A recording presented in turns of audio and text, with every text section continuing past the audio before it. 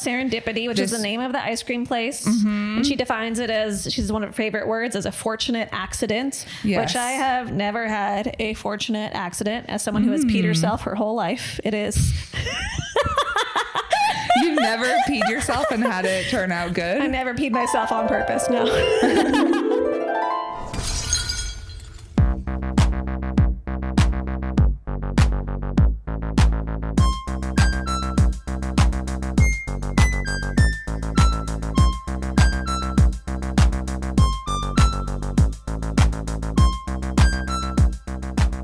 Welcome to When Harry Dumped Sally. This is a podcast where we watch a movie, we discuss the relationship in the movie, we say how long they're going to be together, who breaks up with who, and why, and we are correct every single time. Yeah, actually, it's our rules. It's accurate. And if you disagree with us, you're wrong. Yep, grow up. Today we watched Serendipity. Natasha's favorite movie. That is not true.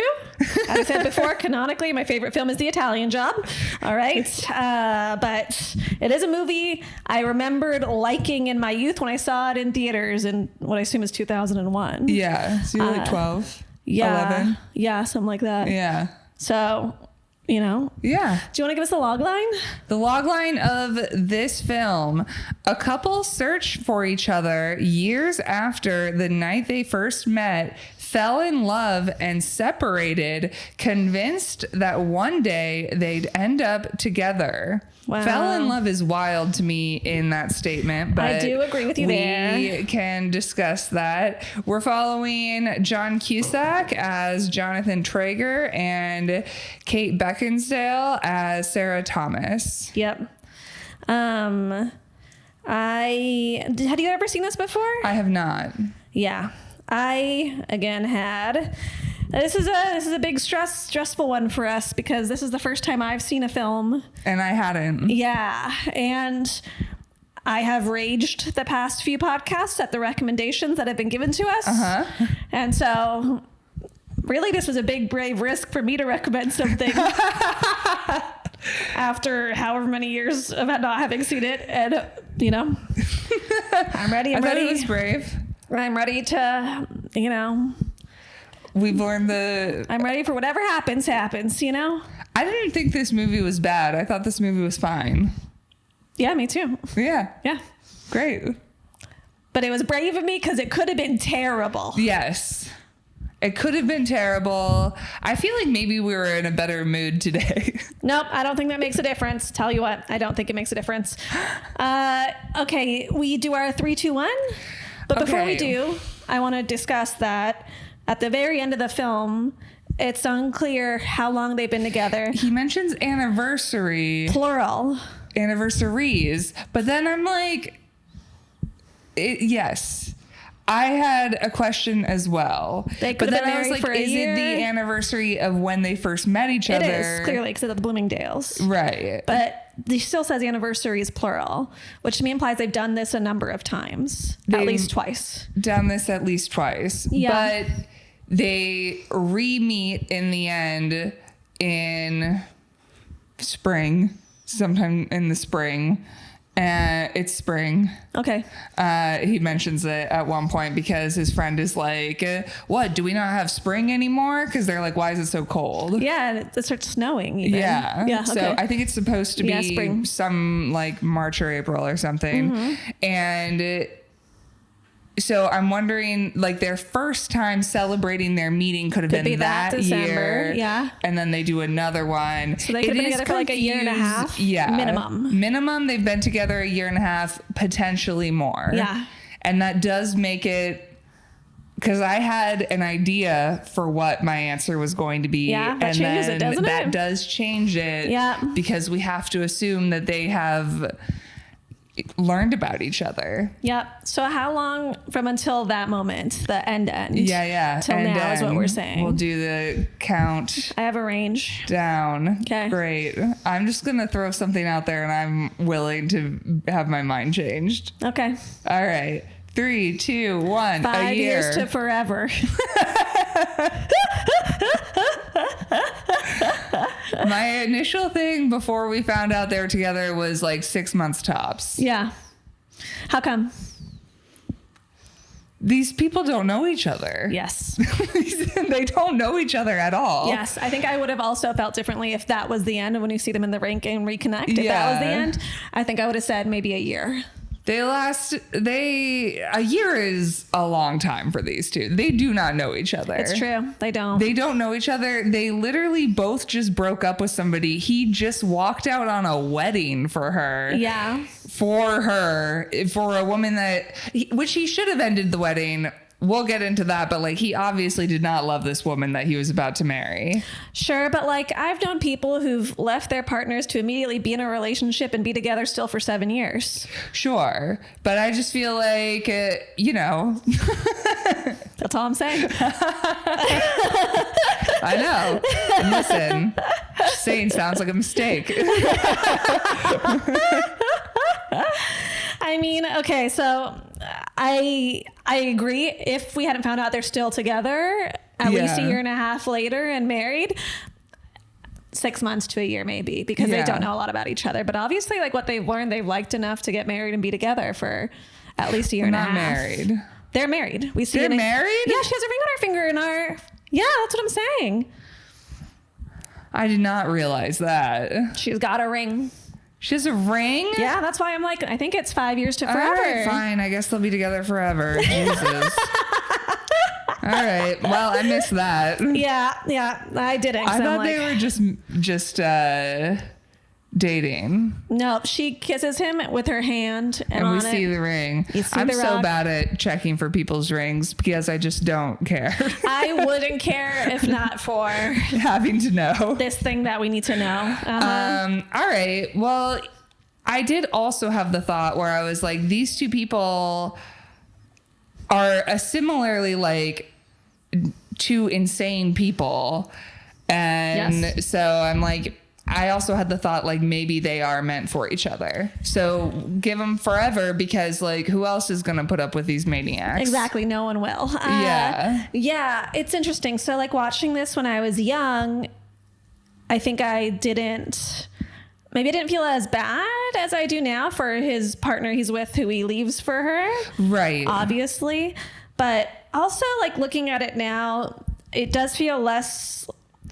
If you're like really being realistic with it, it feels less like a film about two people like reconnecting and realizing they're in love, but more about like their journey to find out they're not right for the partners that they're with. Yes. You know? Yeah. And sometimes it takes what it takes to figure that out. Unfortunately, it can take really damaging things, I guess, but I don't know. I liked it. Would I watch it again? Maybe another like 10 years. This is an every 10 years movie. Yeah. You know, once I like find a phone number on $1, I'm like, oh, I'll watch the film again. I think I should. Love is real. I do feel like in romantic comedies, I feel like we had this... I don't know if we've actually seen this yet, but I do think sometimes the person is in another relationship with another person, and the way that the movie is shot is to make you not feel bad for that person. Yeah. But like, there was nothing wrong with Hallie. Like feel bad for her. Nothing wrong. I felt bad for her too. Yeah. You know? It's kind of fucked up. Yeah. It's very sad. Yeah. It's very sad. I also, and I know we're shitting on me right now, but I feel like... We're shitting on you? Is that what you said? We are. Since when did we start? Let me get my notes. What? I'm just saying, sometimes people leave relationships to end up with the person that they're with. Yeah. But I do feel like there's a difference between leaving somebody truly the day of their wedding. Listen, it's wrong. And whether or not you're in a long-term relationship where you're like, oh, I just need to like break up with this person. Yeah. And Wedding Day is insane and not okay and bad. We discussed happened in the Wedding Singer. Yes. Yeah, it's wrong. Yeah. Like I think that they're another person, and this isn't as this is 2001. Yeah. But there's something about like these people who are like, well, I guess I just have to get married. And I'm like, what? Yeah. Like, why are you getting married? Why are these people getting married? He doesn't seem thrilled to be getting married at any point.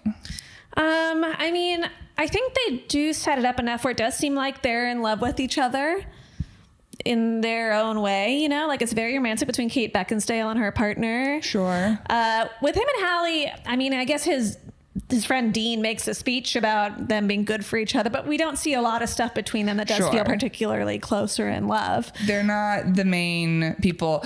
But like, how could you, like, if I were on my wedding day or a week up to my wedding being like, oh, I need to find this person who I spoke to for, let's say, 5 hours.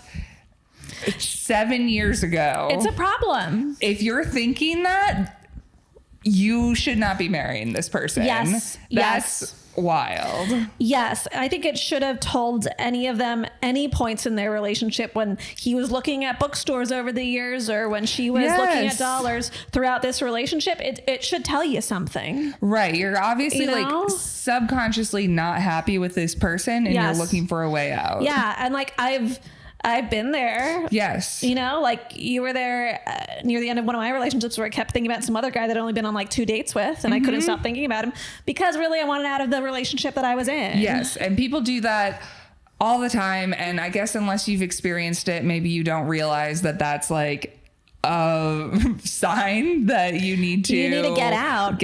Not to jump somewhere else necessarily, but to get out. And it takes what it takes to get out. Yes. You know? And sometimes that is you being like, oh, I can't stop thinking about this person. Yeah. But I do think they're like meeting with each other. I'm like, this is crazy that this is the person you're still thinking about. But maybe that's love. Maybe that's fate and destiny. And that's the way that the world is. I've heard. Have I experienced these? I don't know, but I've heard. Someday, maybe it'll happen. I'll find my other glove. Yes. Wait, did they both take a glove? Yeah, that was part of the thing. On accident. It seems to be an accident. They've both taken different gloves over the years. Okay. So we start in. Turns out it starts out as a Christmas film again. Back to back, some Christmas time. We're having Christmas in April, and that's fine because this was not really a Christmas movie at all. It just like happened. It happens at Christmas in the beginning. At first, the first thing and the last scene, I assume, is Christmas as well.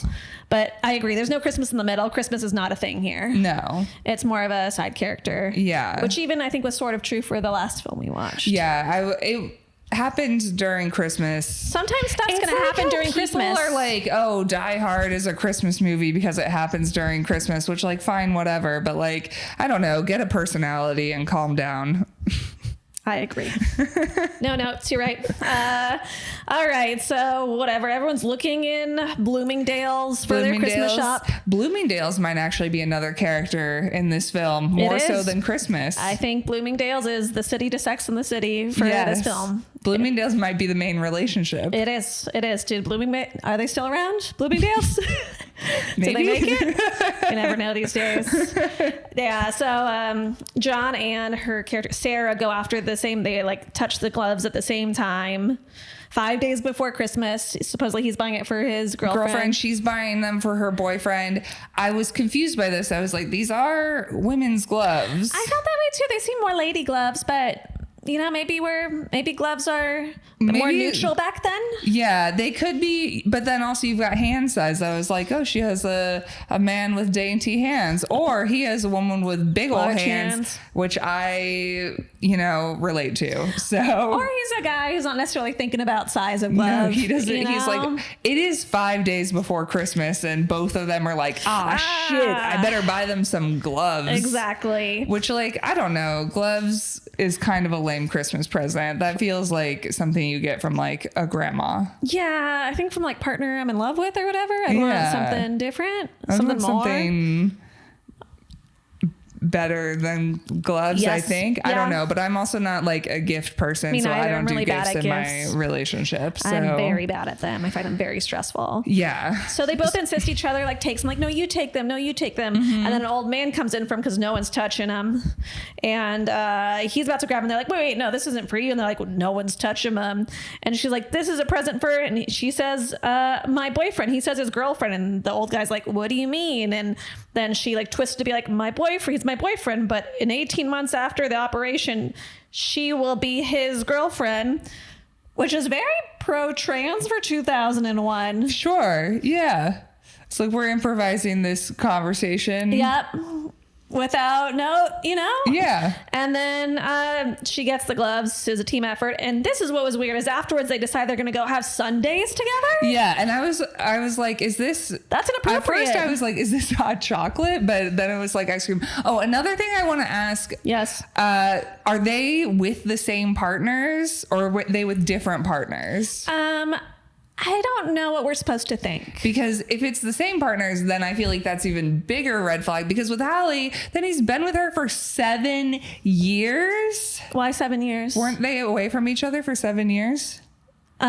No, a few years. I've made up numbers. A few years was my understanding. Okay. Because we see a few years earlier when this area starts, and then we see a few years later. Oh, okay. They just say a few years. All right. Either time. They're really just vague on timelines here. They're vague on everything, you know? But yes, so they decide that they need to go get dessert together with Because a person they got never gloves. met. It just feels like a date, and I'm like, It is a date. you guys have boyfriends and girlfriend. This feels inappropriate. It's super. I would be very upset if I was dating somebody and they decided to go get ice cream with a person that they It's not literally okay. have never. It's so weird. It's super weird. Because the vibe isn't like, you're my friend, bro. It's like you guys are flirty and going on a thing. They're talking about destiny. They're talking about fate. They talk about serendipity, which is the name of the ice cream place. Mm-hmm. And she defines it as, she's one of her favorite words, as a fortunate accident, Yes. which I have never had a fortunate accident. As someone who has peed herself her whole life, it is. You've never peed yourself and had it turn out good? I never peed myself on purpose, no. I stopped at some point, but boy, I was an accident child. Sure. Okay. I went bad, you know? Yeah. Some kids have that, you know? It's and true. Nothing good came from it. Nothing good came You from didn't it. meet your soulmate. Didn't meet my soulmate from peeing myself in my bed as a kid. No. Maybe you need to go pee Yes. yourself in public and that's how you'll meet your soulmate. Tess, you are so smart. Yeah, I am. Okay, I'll drink up. Chug this water and go stand on the corner until it happens. Exactly. It's fate. I'll shout into the sky. Yeah, so she's really into fate, signs, you know? Yeah. Things taking us to where they're supposed to be, you know? And He's not really into that. Suspicious, but he also doesn't seem, it feels like he's supposed to be cynical, but then also he gets on board pretty fast. Because she's into her. Because he's into her and not his girlfriend who may or may not be Hallie. Exactly. And hers may or may not be Lars. Yeah. But they basically tells her she's a beautiful, attractive English girl, you know? And he's like, they have this moment where he's like, I'm getting a crush on someone else's girlfriend, like, dude, and then have a ask for her girlfriend. number. Yes. And like, you need to break up with the person you are with immediately. It's not You're okay. asking for another person's number? What? Ridiculous. And then she's like, if we're meant to meet again, we'll meet again. She kisses him on the cheek. They're gone. And he's kicking it snow, all pissed off. And I'm like, buddy, you got a girlfriend. You have a girlfriend. And it's one thing to be like, sometimes in relationships, you see a person, you think they're attractive. You have a little flirt with somebody that's fun. Whatever. You've got your little crush. But you're not doing this. Give this me is your crazy. number. This is very upsetting. It is. It's messed up. It's not right. It's not right. He forgot his scarf in Serendipity. She forgot the gloves. They go back. Now she has the scarf. Yep. Taylor Swift coded. Very Taylor Swift. She got it from this. Yeah. So like they meet again and it was like, does this have meaning or are they both just forgetful people? Which is the key to a lasting relationship because then you both forget to break up with each other. And that's good. Yeah. I love love. I love it. So he says, let's go do something because now fate has dictated it. Yeah. Like, what do you want to do? I'm like, you have partners. They do romantic ice skating. Yeah. That is a romantic date. Yeah. Yeah. That's not like, hey, let's like walk around and talk. You need to be breaking up with your partner immediately when you get home because you do not like them. And you know that this is wrong because if they told any of this to their partners, they'd be the partner it's illegal. Would be like, that's crazy that you did this and now I'm done. Yep. Like, why did you do that? Yep, absolutely. Even though, like, okay, nothing sexual happens. There's a kiss on the cheek, but this is insane behavior. The vibe is extremely romantic. Yes. Not okay. With a stranger. Yep. It is not okay. He, during this date, loves to do the dumb guy thing where he's like, did you see this movie? I can't believe you didn't see this movie. There are a lot of fucking movies, okay? There's a lot of movies. No one needs to watch all of them. Grow up.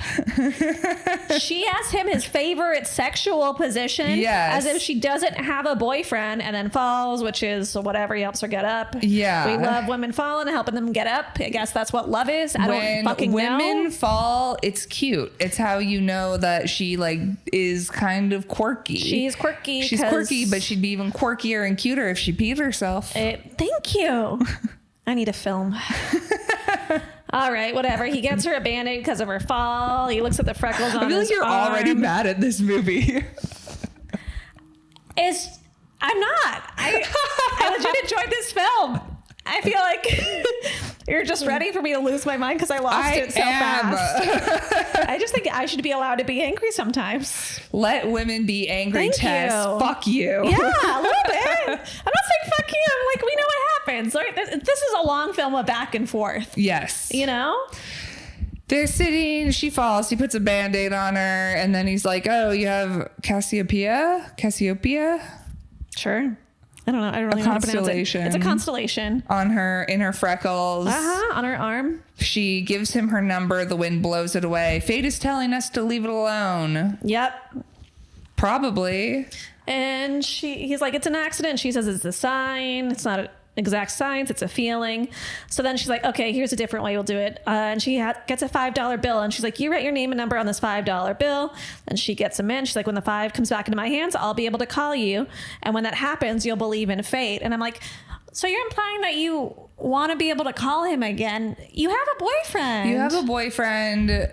You need to break up with him and just be with this guy. And also like, but also I'm like, I don't know if you really want to be with this guy either. This feels like some crazy shit I would do to get some creepy dude away from me. I'd be like, oh my God, like let's do this complicated thing. Let's put this really wild thing where we'll probably never see each other again. Like, oh my God. Yeah, it's totally gonna work out, dude. I mean, I have in my notes earlier, like, sorry, it's cute. I mean, when he was doing the freckles constellation on her, I'm thinking like, it's cute. They're cute. They're being cute. But yeah, so he's like, well, that's unfair. I have no way to find your number. You only have a way to find my number if this $5 bill. So she's like, okay, I have this book in my bag and I'll write my name and number in it. It's Love in the Time of Cholera. Yes. I've never read it. Have you read it? No. And so she's going to sell it to a used bookstore. And if it comes in... She's going to sell it at a used bookstore. And if it comes into his hands one day, then, you know, he knows to call her. And then they walk into a hotel. And really, ultimately, this is a woman, and I relate to this, who just can't make decisions. She can't make decisions. She doesn't want to have to make decisions. So she makes up fate to do these wacky things that can decide for her. And like, I get it. I'd happily use like a randomizer for every moment of my life to be like, pick this, pick that. I don't like picking stuff. Sure. You know, like, and I don't know. There are a lot of like fate people that I know, or fate, or like God people who are like, this was God's plan. I'm like, I don't know. Maybe you just like didn't push to do the thing you wanted to do. Yeah. You know? Yeah. I feel like fate is so mystical. Yeah. And it's like, yeah, you're using it to like not make choices or to justify not take results. Justify results, either not take accountability for your actions or you know, not deal with the fact that the universe is chaos. Exactly. Which I think he says at some point, the universe is chaos, or she says it. Totally. Someone says it. Eve says it. And it is. It's a chaotic place. Yeah, and you're trying to find meaning in things. But I feel like, she doesn't want to leave her partner, who may or may not be Lars. Yeah. And she wants to be with this guy, but she doesn't want to make that choice.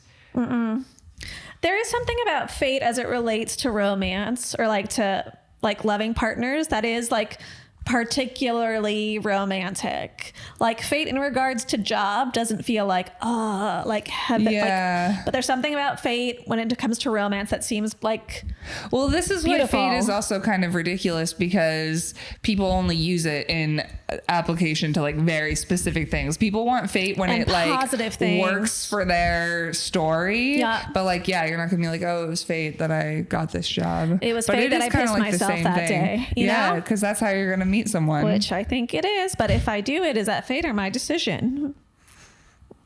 You know what I mean? I don't know. Do we believe in free will? You believe in free will, right? No. Oh yeah, I forget. It's the exact opposite. So you believe in fate? No. What's the difference? Like free will and fate almost seems like a binary, doesn't it? Yeah. I don't know. I feel like... So I don't actually care. This is the actual truth, is that I genuinely don't particularly there's nothing to do either way. Yeah. It just sort of like is what it is. But philosophical conversation. The philosophical conversation, I think that if we knew every single thing that was happening in a person, like if I could like fully analyze your brain and every single thing and every chemical reaction and everything that was happening, I could predict your behavior. Yeah. I can't do that, so I'm not going to, but I think that we are like, I think in order for like psychology really to work, and specifically like neuroscience to work, you have to assume that what the brain is doing and what decisions we're making are predetermined. Yeah, that we aren't just like random thinkers. Yeah, because if it's totally random, then we can't predict behavior, and then we can't predict things. Yeah, there's like a series of events that have results that yes, there is a cause and an effect. Yeah. And so because of that, but like, yeah, we feel like we have free will, and that's fine. Yeah. But like, I don't know. I do think like if you could, like from a science perspective, strictly, it's like there is cause and effect. Yeah. It's like there's a track of railroads, like a railroad track going somewhere, and it's the complicated. Pieces are coming together as it's happening. Right. And there is a place it's going to end up, and it makes sense. Right. Yeah. And it doesn't make sense to us always, because because we can't know everything. Yeah. But like, yeah, I don't think that people make decisions that are like totally random and unpredictable. Wow, Tess, you're such a romantic. I didn't know that. Yeah. Everything I just said is super romantic. Tess believes in fate. You heard it here first. I believe in fate. It's all destiny. No, I think that makes a lot of sense. I feel like they've done studies about, these studies don't prove this, but that you can do brain scans that will predict a decision you make before you've consciously made it. Like something in your body and brain, I guess, happens, which could be like causation or correlation, but like, there are events that make probabilities that other things happen just a true thing. Yeah. Yeah. I just don't think that it's like completely random, but I think that is scientific. I don't think that it's like God or the universe or something like that. Things are predictable. Right. Okay.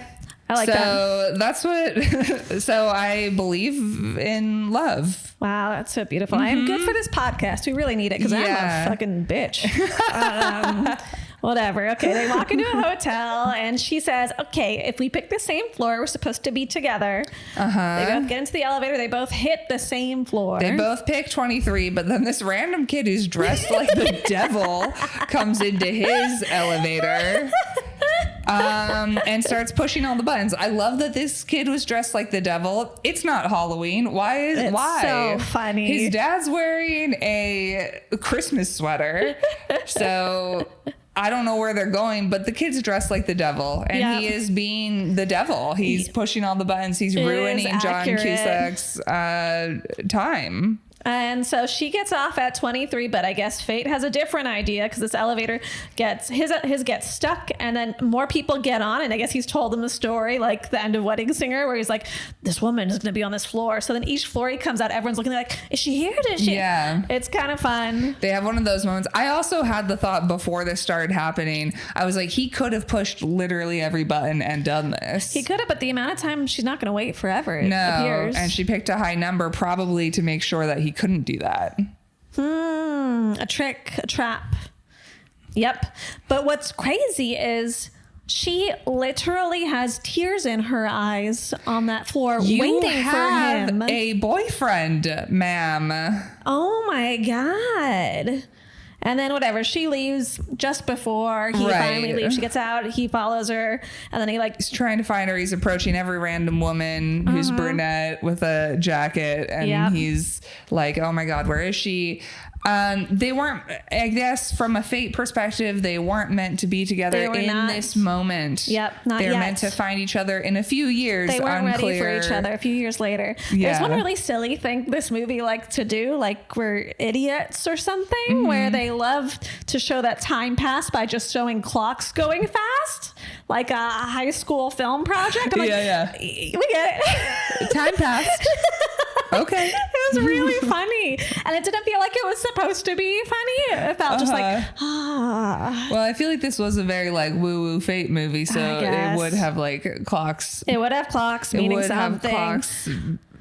So we're a few years later, and this best man guy is making, I guess it's a engagement party. Yeah, engagement party dinner speech for Jonathan and his new lady, who obviously isn't Kate. Yeah, his speech is not as good as our speech at weddings. No, at Chloe's we wedding. are very good at giving speeches at weddings. Hire us. We'll do a great job. We'll do a good job. But it is very much like ours, where he says, "I was Jonathan's first wife," and I'm like, "Fuck yeah, yeah, you get it." And honestly, Jonathan loves you more than Hallie because he's ready to peace out. Anytime. Yeah. And he's marrying Hallie. When they're saying goodbye, Dean, his best man, kisses her on the lips, and he does it a second time in this movie. I didn't see him kissing Hallie on the lips. I saw him like really snuggling up with her, and I'm like, what? He kissed her on the lips. That's twice. Crazy. Twice. People are just so wild about I'm like, what are you doing kissing people on the lips? What do you mean? Your best friend's fiance? I get like people do the like cheek kiss thing or whatever, but fine, whatever. Also, we're not in Europe. Calm down. If this was doing to my fiance, I'd be like, get your fucking best friend to get his shit together. This is so not okay. Stop. Why is your friend kissing me on the lips? Are you okay? Do you want this? Is this a thing? And he's like, honestly, I don't even care about you. I'm thinking about this woman that I had a 5-hour conversation with a few years ago. So like the only kind of red flag that I see with him and her, aside from his stuff, but in terms of their relationship being a problem, is 2 different times they mention that they do their best sex after fighting. Yes. He said... like pretty quickly in succession. I don't understand the fighting sex. No. It's never been a thing for me. No. I know it's a thing for some people. It sounds toxic. It just sounds like you don't like each other. I get that is normal. I think that people are like, oh, it's like so passionate, but I'm like, not in the way that's sexy. No. And not in the way that I fight. Like, you know what I mean? Oh God. Well, I mean, I'm fighting like I'm shut down. Like I am cold. Like I am not okay. I'm not like, I'm so charged up in a sexual manner. Yelling at you. Yeah. I don't get it. No, I also tend to have like discussions. I feel like most of my arguments that I have, at least in a healthy relationship, are like, we're having a conversation. What you said upset me, or what I said upset you. Let's talk about it. We're not like yelling at each other, which feels very unhealthy, and then banging after we yell at each other. It's just a no. It's just a no for me. Yeah. Like even after a discussion where we aren't yelling at each other, and if we've come to a good conclusion, I am mentally like, okay, things are good, but it still takes my body a while to like move through it. I'm like, I'm not banging you. No. It's not. Yeah, I think sexy. It's very toxic. This like sex after fighting thing, it seems toxic. Doesn't seem healthy. Especially if they're like, this is our best sex we have. That's what they say. They do their best sex. feel like the best sex you had at this point should be like after you got engaged. Yep. That's the only red flag for me about like their relationship as a whole, aside from John being aside crazy. from the fact that he's trying to find this woman that he met a few years ago and barely spoke to. So he leaves. They're all going to hang out more, and he's like, nah, I gotta go home. I gotta go to bed. I gotta go to bed, but actually I need to go to a book stand and look inside this book to see if I can find her name. There's a name and a number in it. There's not in this one. Just a bad sign, buddy. It's not a good sign. You were just at your engagement party. Yes. All of this is just like, I just feel bad for her. I feel very bad for her. Yeah, it's sad. And then we get to catch up with Sarah, and I'm so excited because she's in San Francisco. We love it. Yeah, she's a therapist in San Francisco. We love a therapist in San Francisco. Therapist in training. A therapist in training. That's what Eve says at some point, I think. Yes, she does. Yeah. And her appointment is with some guy who is like sad that his soulmate was gone forever. And then she is apparently in these past few years turned into a whole different woman who says it's dangerous to use the term soulmate. She doesn't believe in destiny anymore. I'm like, what happened to you these past 3 years? She studied psychology. Wait, no, but I said the other thing. All right, I don't know. Never mind. I disagree with everything. It feels like some like trauma or big bad thing must have happened for her to suddenly change what she believes. I feel like she says this. Yeah. But then she goes right back to her ways. So I was like, do you just say this in your sessions? Like, is it you're not practicing what you preach sort of thing? Because I feel like she goes back to the destiny thing pretty fast. I forget what sparks it, but I feel like something does spark it. Actually, I think maybe it's sparked when we'll wait till we get there. But the spark, obviously, this isn't like a deep set new belief of hers if she's able to switch so fast. But I do think it does mean that something's happened and no one's talking about it. I mean, I think also from a therapist perspective, you need to, in that situation, be like, no, take control of your life, like whatever, not be like, oh, it's like destiny that you're with. Like, go stalk this woman who... Like we do in all the movies. Yeah. I do think that we are supposed to believe that she has changed her beliefs. I do think we're supposed to believe that it's not just her therapy speak, but I agree with you. That'd be crazy for her to say anything else in the therapy appointments. And then she takes the Sausalito ferry, which I love. She lives somewhere in the North Bay. She's probably Sausalito. She's got a cute house by the water with boats, and she walks into the doors, left a lot of rose petals with a huge gift. Yeah, giant box, smaller boxes inside. So eventually we get to the ring box. Very cute. It's a cute proposal. It's a fun bit. It's a good proposal. But fun. It's a good time. Solid proposal from Lars. And Lars, do you know the actor's name? You usually know the actors' names. I've been looking up certain actors' names. John Corbett. Yeah, and I remember him from being like the one in Sex of the City that Carrie should have ended up with. I don't remember his name in there. But he always just kind of plays like a really nice, sweet guy. I'm like, that guy's always going to do it for me. He always seems like a nice, sweet boy. He reminded me of Joey in Love is Blind. Yeah, I could see that. Yeah, I could see that for sure. The like kind of longish hair, kind of just like guy. Bigger, just kind of like a goof. Yeah, exactly. Just kind of like a big dog. Yeah. You know? He did kind of do some douchey he ended up being a douche, unfortunately. Yeah. But at first I'm like, you can't make me hate this guy. Yeah. And at the end of all the boxes, it's like a little ring box and it's empty, which I think is a little rude. But then he walks in and says, you got to say yes first. And holds out the ring. He forces the ring on her finger, hurting her. And it doesn't fit. And that's when he says, you're not going to read into this, right? And I think that's when a little thing happens in her brain. Yeah. You know? But that makes me think also, like, he knows this about her. He knows this about her. And maybe he was like, you got to stop with this shit. And that's why she got over it. Yep. And now she's like, wait. I agree. Maybe this is a sign and I need to go find the random man. Find the random man. And then he's worried about, like, there's a lot of hubbub about his tour, his music tour. He's a musician. But I do say, I don't know. Don't give up this life, baby girl. This seems great. Yeah. You're living in Sausalito. You got a beautiful house. Nice man. It was a good proposal. He didn't buy the right ring size, but, you know. Yeah. It's disappointing. Yeah. Kind of like, how long you been with her? Look, find another ring. Just find another ring she owns. Right. To figure out the size. Maybe she's not a ring girly. It's true. That would be tricky. It would be really hard to figure out my ring size. Me too. I don't have any rings. Yeah. But maybe it's by design. It's because we don't want Don't fucking try it. I am the type of person, and I know I've had this discussion with lots of women who I want to pick out my ring. Yes. I do not ever want to be surprised with a random ring. Yeah. I want to be there. I want to see it on my hand, and I am supposedly going to wear this forever. I'm picking my ring. I would not let another person pick my ring. I think that's really valid. You're in theory going to be wearing this exactly forever. Yeah. You better like it.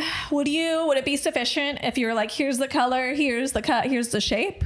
Or you want to see it for sure on your hand to know? I want to see it for sure. I think that's very valid. But I know that some people will be like, oh, here's like 3 options or something like that. I feel like if I did that, you'd be upset that you didn't get one of the others. I'd be like, oh, you picked that one. I actually wanted option A really bad.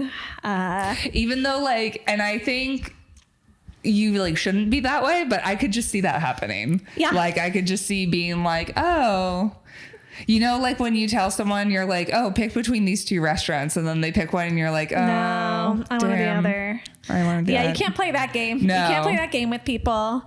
I do think there's something sweet into the idea of being you're surprised. picking a thing that maybe you feel represents something, and it's nice to see what you can come up with, but not if that's a thing that has to be on the body for my rest of my life. Yeah.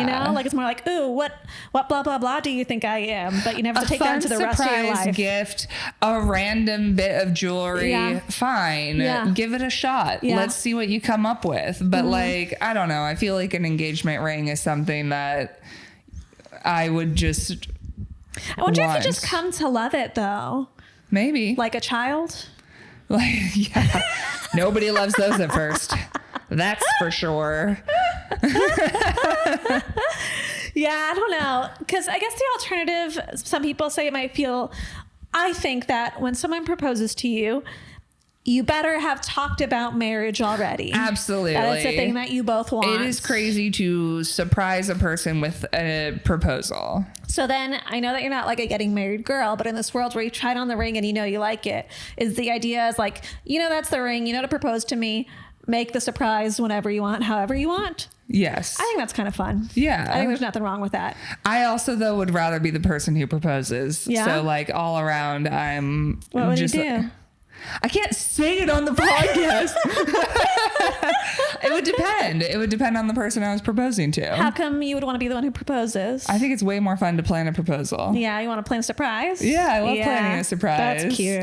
I love that. Yeah. I think it'd be so fun. Aw, if you ever want to do one for me. All right, I'll do a fun little proposal for you. Yeah, I would want to do the proposal. I think also what I would want to do is I would do a proposal. Yeah. And I want to do the first one, and then I'd be like, okay, now you have to do. You do it. Now you do one for me. I think we both should get to do a proposal for each other. Actually, because we know that we're getting married. We know we're gonna do it. We've had a discussion. Yes. I'm not about the surprise, but I'm let's do our fun, cute bits to show we love each other. Let's both do a fun, cute bit, and both of us do a fun proposal. Yeah. I want to experience the being proposed to, being told that I'm amazing and you love me, but I also want to get to do that. That's I love fun. That. I think we need more of that. Yeah. Everyone deserves both sides of it, you know? I would be, and maybe not in a real emotional way, but in a fun way, comparing the rest of my life. I'm like, my proposal was better. I did a better job. I mean, I would assume I would do a better job. Yeah. I feel like I would do a really good job. I mean, since you're someone who really wants to do a proposal, I'm sure you do a spectacular job. I would want something big or crazy and unexpected. Yeah. But not public. Public proposals are insane. It's unkind. Flash mob? What the fuck are we doing? Sick in the head. That shit's crazy. Yeah. I would do something kind of okay. I would not do this, but a skywriting or something like that. That's so fun. That's public, but you're not. But it's private. It's rude to put someone in a situation where they have to have a reaction in front of other people. I think that's really unkind. Right. It's a lot of pressure. The skywriting, everybody's looking up and they're like, oh my God, that's so cute. They don't know where it is, who it is. You could be in a private alleyway somewhere. Yep. So that would be like that's obviously really huge, but like that would be an acceptable that's what I'm going to do for you. Yeah, so keep looking in the sky, but only if you're peeing yourself. Okay. It's a deal. Sounds like we've made an agreement, a contract, if you will. Okay, so we are at a golf thing. We're at a weird 4-story driving range in New York City. I knew you know the word. I just wrote golf thing where they hit stuff at the same time. They say driving range at some point. I had golf range and then they said driving range and I was like, yes. Which I guess makes sense. We're in New York. Yeah. But I was like, this seems crazy. I mean, I imagine the best part of golf is hitting the balls. You want to hit the ball, hit it over and over again. I feel like the best part is like having some drinks and driving around in a little cart. That's probably true. I would love to have drinks and drive around in a little cart. But then I'm like, then why are you playing the golf? To hit the ball. I don't know. I don't understand golf. Yeah. I think it's boring. Okay, so he's making, I agree. No notes here. I'm being nice and I'm not arguing. And no one can say I was mean. None of us like golf on this podcast. Yeah, that is our stance, our official stance. He keeps hearing the name Sarah. Everywhere. John, like, here's someone, there's a British voice. And it says Sarah. And he's like, oh. He's going to get his haircut. His normal person's not there. No. It's a different woman. Her name's Sarah. Yeah. There's a random guy singing next to his cab, singing a song that says Sarah. Yeah, and I get that that's on his mind and this is coming out. If her name was something crazier. This is what I wrote down as well. I'm like, Sarah is a very normal name. Yeah. That's a super common name. You're hearing Sarah constantly. His name's Jonathan. Like, come on, you guys. Basic ass names. Yeah. Yeah. If it was like Tess every time, I'd be like, oh, that is a sign. That is destiny. I don't know a lot about signs, but that's crazy, you know? Yeah. This one feels like you're looking for it. You're going to find it. Like you get a new car, you have your car, then suddenly you're like, oh, everyone has this car. You know, you notice all those cars all of a sudden everywhere. You're just, and he's looking for primed. Sarah because he doesn't want to actually get married. Yep. His wedding's in 3 days. Yep. He needs to have broken it off a while ago. Absolutely. He's searching for this book. Yep. And so he says to his friend, he just can't stop thinking about her. His friend Dean, I guess. And he says he's in love with her. It's crazy to say he's in love with her. He brings up some fucking movie because he's a movie bro who loves bringing up movies. He brings the Godfather. To a sequel? Yes, he brings up the Godfather too. Yeah. Hallie is the Godfather Part 2. You like it, but you still have to see the original to appreciate the sequel. So I'm like, so Sarah is the original Hallie? So then I was like, Hallie, so was he not with Hallie when he met Sarah? Because I'm like, Sarah is technically the sequel. I'll tell you what, none of it makes any fucking sense. No, it's a terrible... Men shouldn't be allowed to watch movies. That's my new stance. If you're a man, stop watching movies. Because you're taking it too far and you're making it weird for everyone. You are. And I don't want to have to know all of your dumbass references. Yeah. Nobody likes that. Okay. So he asks this guy to help him find her, Dean, to help him find her. And Dean's like, years ago, we did that. We searched every bookstore in Manhattan. Yes. For this book, which is crazy. And he implies that he doesn't want to be a part of this, but it turns out he does. And it is a fun little curse to do to a guy to make him have to look at the same book for the rest of his life. I'm like, good on you. That's fun. Yeah. That's fun. Ideally, he gets over it at some point, but not this guy. Turns out not, you know? If she was intentional about this, she should have done it for like a different book, like some like how to be monogamous book, you know? Yeah. Like or go the opposite and pick the ethical slut and be like, have you ever considered? Yes. Maybe you're not into monogamy. Did you ever read Life in the Time of Cholera? No. I didn't either. I don't know what it's about. I'm not willing to look it up. Yeah. But I bet it has meaning. I bet it has meaning to this movie. Yep. And we'll never know what it is. We'll never know. You can tell us maybe, but we don't know how to read. Yeah, I just don't want to. So then, we see him with his fiance, Hallie. Yeah. And Hallie's like, she wants him to say something romantic to her. She's trying so desperately. She wants to connect, feel loved. Get love. Yeah. And he won't give her shit. And then he finds the gift. Yeah. What?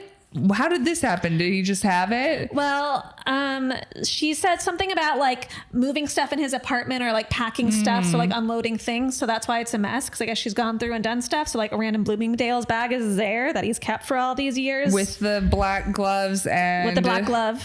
Black glove and her bank account number is on it, which is crazy. The full number. I was like, were we not hiding everything up until the last 4 digits at this point? I don't know. It's probably because of this movie they realized that they had to stop. This is unwell. They're like, oh no, are men doing this? And they are, because they're creepy.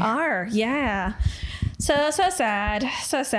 And then we're back to Sarah and her dude, Lars, is in some psychedelic band playing Destination Mystic, and he's playing like the snake charmer instrument. Destination Mystic is the song. Okay, fine. Just saying, Some the whole thing mystical... is Lars, which is his name. Okay. It is all about Lars. Destination Mystic. At first I thought he was playing a clarinet. It's not a clarinet. It's something that's like... They said the word Shania later. Okay. And I don't know if that was referring to the kind of music or to the instrument itself. Yeah. Should I look it up really quick? Sure. It felt like what you would see in like a snake charmer. Yeah, Shania instruments. A Shania is a type of oboe from the Indian subcontinent. It's made of wood with a double reed at one end and a metal wooden flared bell at the other end. Okay. So... Little boy. That's what he plays. He's just appropriating. Some cultural appropriation. It's just wacky for him. And then the audience at the room he's in like adores him for some reason. They're like, this is the best of this we've ever heard. Yeah. And then her sister says about her ring, like you mentioned, like, I thought you wanted a rough cut diamond, blah, blah, blah, blah. She's like, oh no, when I was younger, that's what I wanted. Not anymore, because she's learned to love this one. She hasn't. But yep. He also said that the last song, Destination Mystic, was inspired by her sister. Weird. Yeah, weird thing to say, Lars. What does that mean? I don't know.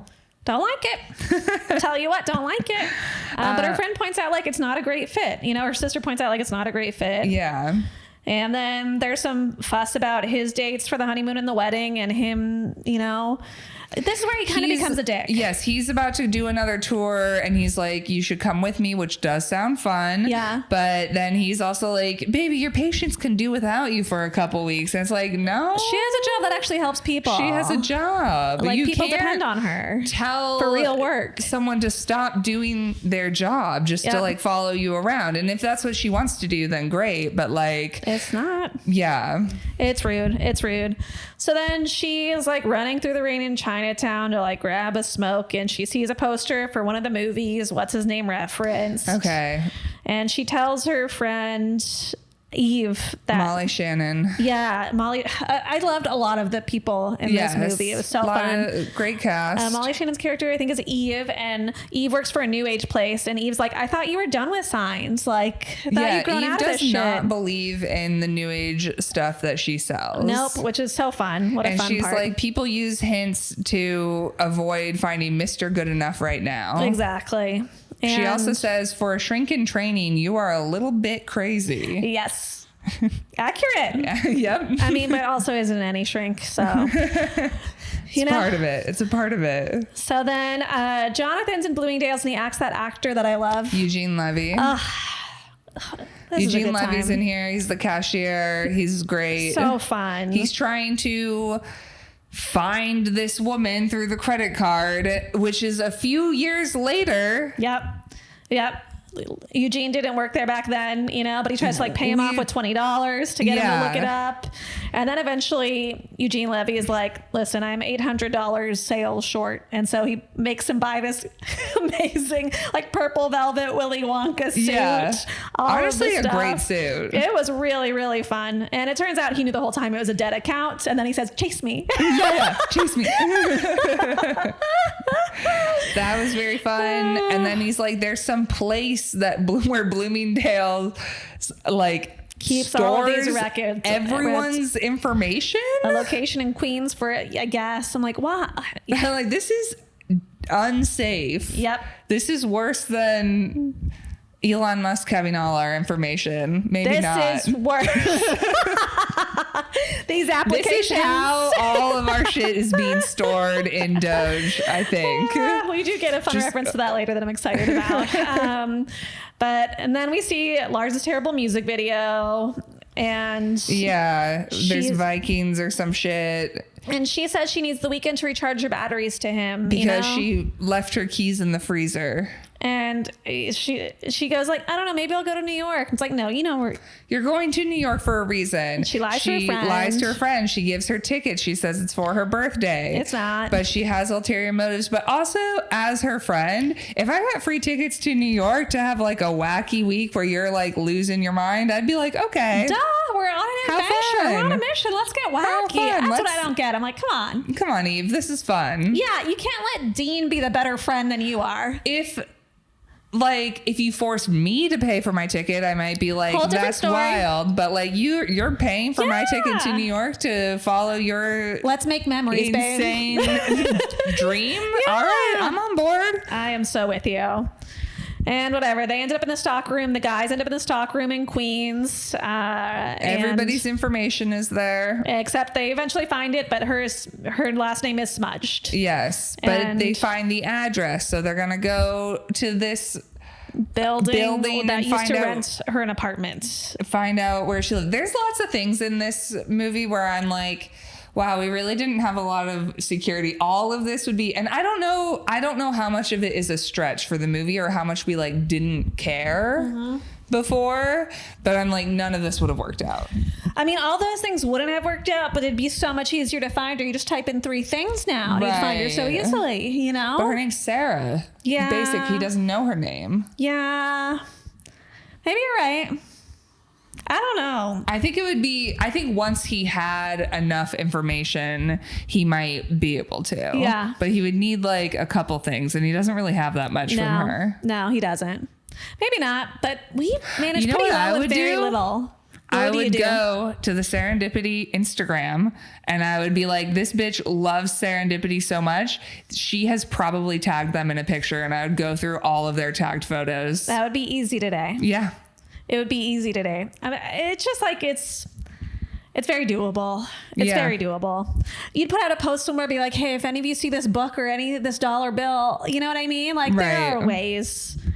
And then misconnections, Craigslist, something. So our girls are in a taxi. She finds out she's getting tricked by her friend. Yeah. Because she says to the cab driver, take us anywhere in New York, wherever you feel like going. He's like, that's not a destination, lady. He's like, bitch, I don't have time for this.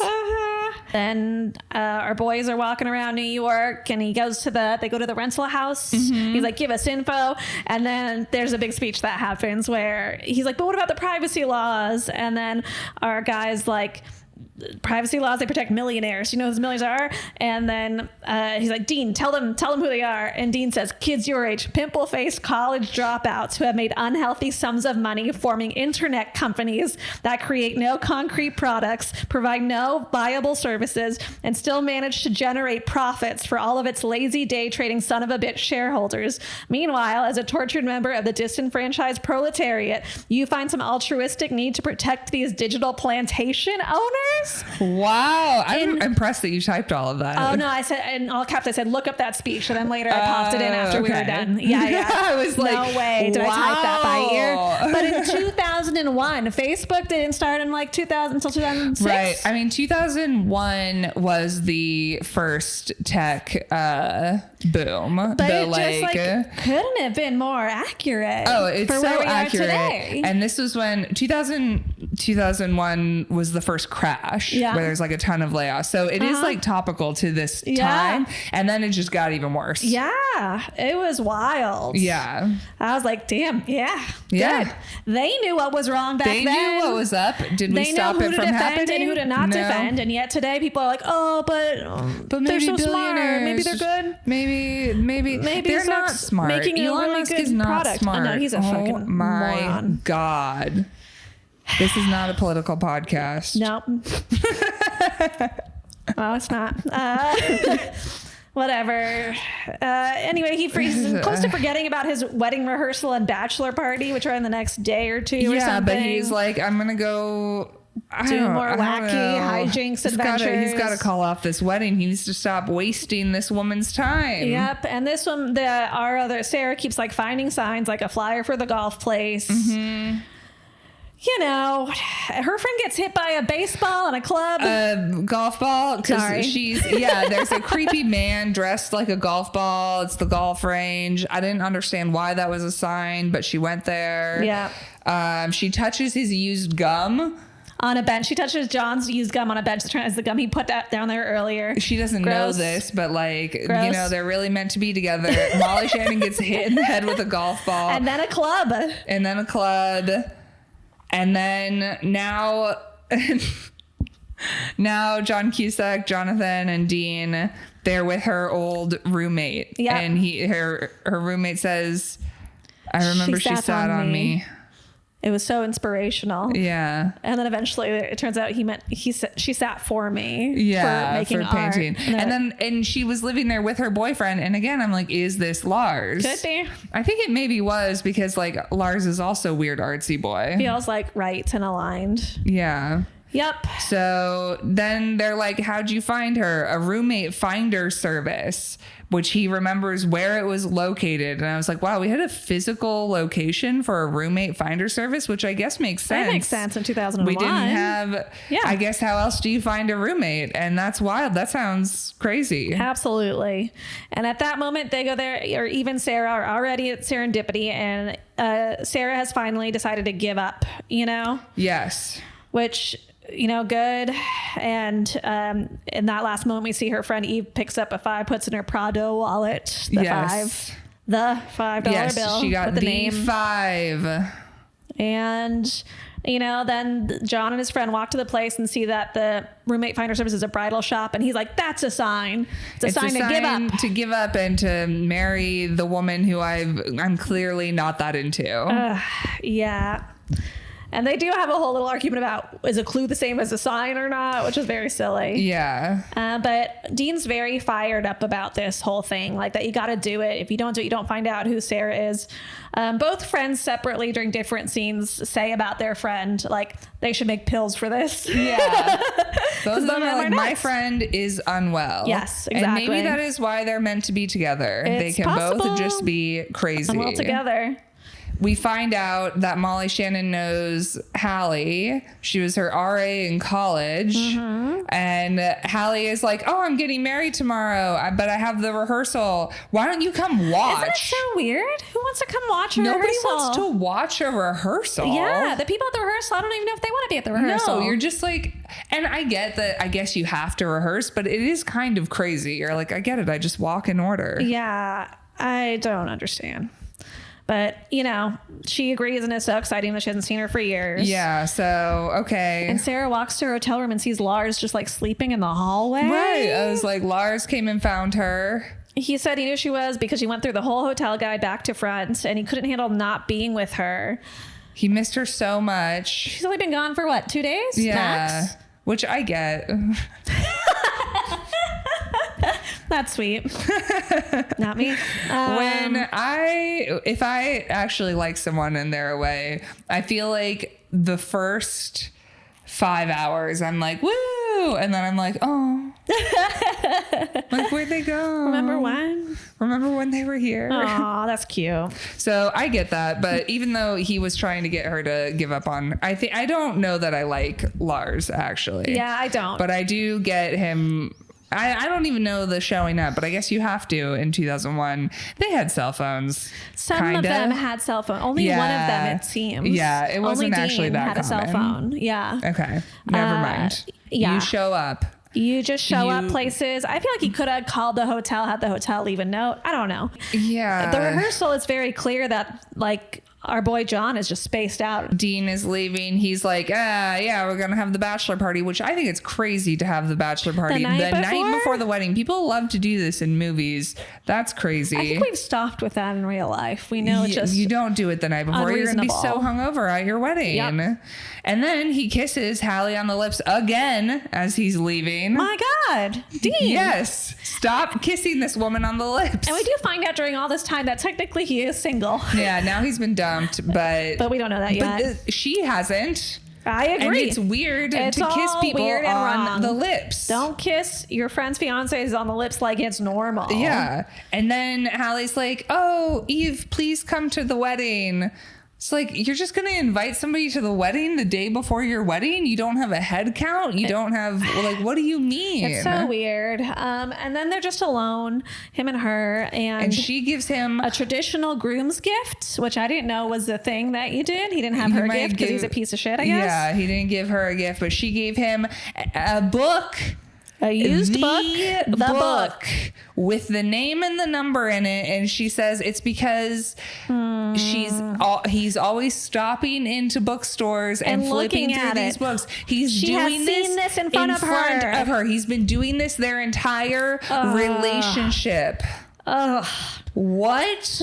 Also, like, how has she not asked about her? Maybe she has and he hasn't told her. And he's just like made up some shit. He's like, I just really love flipping through this book. And it's very like, you know, that dumb thing they say where like, once you stop looking, then it's here. Like, both of them have given up already by this point when they're delivered. Well, when he's delivered fate the is thing. finally intervening. Yep. And he shows the book to his best friend. His friend dials. They try to find her because I guess this number is dead or something because it's all like home lines at that point. That number's gone. So he finds out that she's in San Francisco. Yep. And he's going there. Lars takes her on an annoying carriage ride and he's being her upset and Lars about go to something. the ice skating thing. He's like, oh my God, all the constellations have names. He's like, you know, they all have names, right? I'm like, she's an adult woman. She knows this. And she's like, but I don't know what they are. And she's like, I need a man who knows what they are. Yeah. And then she sees her constellation. Another sign. And they show us the clocks again to show us time is passing because we couldn't figure that out. A few hours have passed because he flew to San Francisco, which is like a 5-hour flight? 5, 6, yeah. Even though he's getting married tomorrow at noon. Yep. They go to the place. We see her sister and her partner fucking through the window or doing something sexy. Yep. And her sister looks a little like her. Yeah. As sisters sometimes do. They frequently do. And yeah, I don't know. Here's the thing. She could easily be having sex with the guy and hating the relationship she's in. Just because she's boning someone. As he's doing currently. That's what I mean. I don't know if this is an obvious give up moment. Especially given everything you've done. Exactly. You know yourself you can be having sex with a person and be planning to... You both met while you were in relationships and you just like went on a date together. Yeah, so to me this isn't fair as like a moment that he gives up more, but I guess he does give up more, you know? But his friend does say like something pretty poignant to him because if it's this whole fate thing, he says to John, like, maybe we're laying here because you don't want to be standing somewhere else. And it's like, no shit. Yeah. You're doing this because you don't want to get married to Hallie. Yep. And you should have figured this out sooner. Yes. And it is unfair that you didn't. And then we see Sarah's going home early. She's going home early. She's on her flight. She accidentally took her friend's wallet. I don't know how this happened. Well, they have similar looking wallets except for Prada versus Prada. But also, I'm like, this is 2001, clearly pre 9/11, 2001. She got on this plane without her ID. Her ID? That's pretty crazy. She just got on this plane without... But I believe it. I believe it too. Because like, nowadays you can't really get a surprise plane ticket for somebody unless you know all of their information already. Yeah. You know what I mean? Like, I agree. It doesn't make sense that she's able to get on this plane. But, 9/11 hadn't happened yet, but it will. It will. If we know anything about time and history. Those clocks will tick. The clocks will tick. It's soon. 9/11 before you know it. For them. Uh-huh. So, she ends up seeing, because she has her wallet, she sees the 5 and she's like, I gotta go. And she like grabs the $5 bill, runs off the plane, goes to the wedding. She's about to break up the wedding of a man she's literally only spoken to a few times a few years ago. But at this point, like, whatever, they're meant to be together. Yeah, I guess. Yeah. And so she walks in and she's like, is it over? And the guy's like, yeah, it's over. And then later he's like, it never even began. And he called it off. And then she like looks happy and nuts with her gloves. And I guess like it is nice that they are both broken up now. Yes. Before they reconnect. Did she break up with? She broke up with Lars. Oh, yeah. When he was crying on the floor. Yes. Okay. Probably after the carriage, actually. The carriage thing. Yeah. And him like, it was clear that something was going to be delayed with her thing with his tour. Yeah, he didn't know the constellations, and that she was disappointing. like, "I'm done." Yep, she needs a man who can read stars. Yes. So, because she believes in signs. Exactly. And she's definitely a future astrology girly. She just doesn't know it yet because it's 2001. Idea. She's going to be so into astrology so soon. Yeah, it's going to happen for her. They're both going to have co-star. Yes. And the pattern. And he's going to pretend like he doesn't really like it, but he does. He loves it. He's a signs girly too. Yeah. And so they're both broken up now. And this, again, maybe it's because I'm PMSing, but I got pretty emotional during his best friend Dean was like, I write obituaries. Instead of a best man speech, I wrote you an obituary. And he's going to go to Courtney to try to win her back because he was inspired by his friend. And then we hear the voiceover of his like obituary about him. And I don't know why it got me very emotional. I thought it was very like sweet and loving, and how much he admired his friend's passion. And I don't know. I feel like the big takeaway in this movie is friendship is important. It's a really good friend movie. Yeah. And it was really Both nice. of them had good friends. Yeah. Who supported their insanity. I loved it. Yeah. I don't know. I don't know if it was like a friend being so nice or believing in romance or I don't know. It was very beautiful. His obituary to him. And then he goes to the skating rink. Now he's back there. He finds her jacket, which she left on the bench. Because she's upset about the constellation shit. And she's cold, so she's going to get the jacket back because at this point we've had the comment where the friend is like, "Isn't it supposed to be spring? But it's cold out. What the heck?" It is very cold. Snowing even. And then it starts to snow. And he's laying down in the middle of this skating rink in the snow. There are people skating. Yeah, he's sitting down, and then exactly. I'm like, what are you? I'm surprised nobody's annoyed. I don't know why. It's right in the center, so I guess you're not super in the way, but you're in the way. Yeah, he's lying down in the middle of it. Eventually, people, I guess, leave, and it's empty, and it's just him. Probably because they're like, this guy's a little weird. They're like, there's a man having a meltdown, and I don't want to be near in case he's done something scary. Yeah, he's about to do something fucked bad. Up. Yeah, you see a man lay down in the middle of a rink, you gotta go. I'm like, okay, bye. I don't need to skate anymore. No, never mind. So then he sees a glove fly towards him out of nowhere. She tossed it to him, I assume. They see each other. They finally introduce themselves to each other, which they did not do when they first met. No. And they kiss. And then it cut to them kissing. They're married, making out at Bloomingdale's. It's their anniversary. They return there each year to the scene of the crime. Were they married or just engaged? How many rings did we see? I thought I saw 2. Wow. But I don't know We a love lot. an observant queen. I don't know a lot. I only recently learned that there's a second that's part of it. Yeah.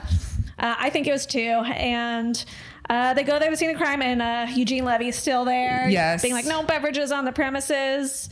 Because they're drinking wine in Bloomingdale's, which you might as well. I'm like, it's kind of cute. Time. It's kind of cute. It's pretty cute, actually. As like a little anniversary thing. I think they're both like wrapped up in exactly their amount of crazy together. Yeah. In a way that I'm like, they could pull it off. They could pull, if they're already married. Yeah. I did not realize that, and I was confused on the timing of everything. I think that's fair. So after discussing this, I think they could be. I'm cool with 5 years to forever. I love forever. I think that they also may be the type, though, like, they might get divorced someday. I mean, what I wonder is sometimes. Like, what happens, God forbid, if they are apart for a second and both meet another attractive person? Right. That's really like, it makes me, I'd be nervous. If I were any of them, I'd be terrified. Right. But obviously they have some belief that their love is faded and above everything, blah, blah, blah. I don't know. They're both, I do think that there's something to be said about they like both did this bad thing. Yeah.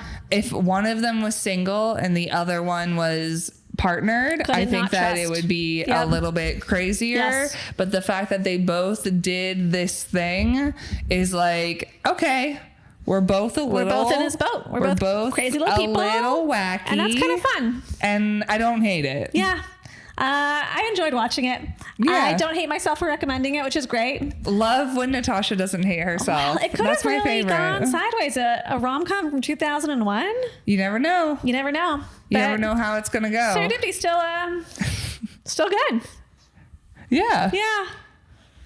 That's it. That's all I got to say. Got any more? Yeah, I think that they can probably stick it out. I think so too. And yeah, I mean, a lot of red flags, but also like maybe the red they're- flags that work together the right Exactly. ways. You know? Yeah, sometimes you just got to find someone who has the same red flags as you. Yeah, just puzzle pieces. And that's what love really is, honestly, because who doesn't have a few red flags?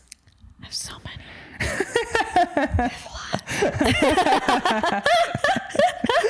All right, this has been When Harry Dumps Sally. We are every Tuesday. See you next week. See you next week. Bye. Bye.